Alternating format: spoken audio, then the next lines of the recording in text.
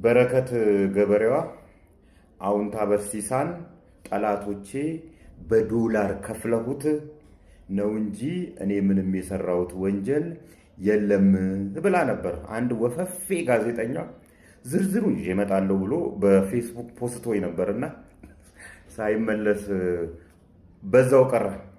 ጠላቶቼ የምትላቸው እነ አብይ ይልማ ናቸው እንግዲህ ለኔ ዶላር የከፈሉኝ። እሺ እነሱ ዶላር ከፈሉ። ትላንት የወጣውስ ምን እንበለው? 466,000 ሊትር ነዳጅ ፍቃድ ሳይኖርሽ ለወርቅ አውጪዎች ሸጠሻል ተብለሻል። እና ይሄ ስትባል ምን ብትል ጥሩ ነው? ለዚች ሀገር ያበረከትኩት አስተዋጽኦ ውለታዬ ይህ አልነበረም።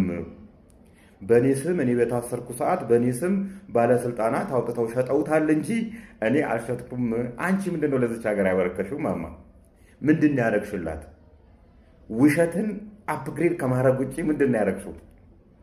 አየርላንድ ያለው ማንጋርድ ሴኩሪቲ ካምፓኒ የኔ ነው ያልሽኮነሽ ምንም ሳታፍሪ ማለት ነው።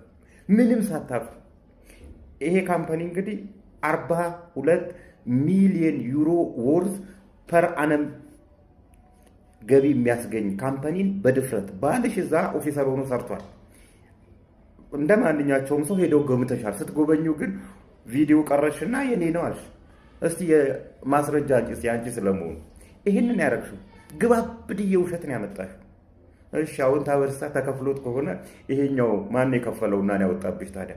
466,000 ሊትር ሸጠሻል እየተባልሽ ነው እናቴ። ለሀገሪቷ ያበረከሽው አስተዋጽኦ እኔ ምንም አይታየኝም። እውነት ለመናገር ያበረከሽላቸው ሰዎች ካሉ እነሱ ይክፈሉሽ። አበረከትሽና ህግ የሚለቅሽ ነገር አይደለም። ታዩ እናቴዋ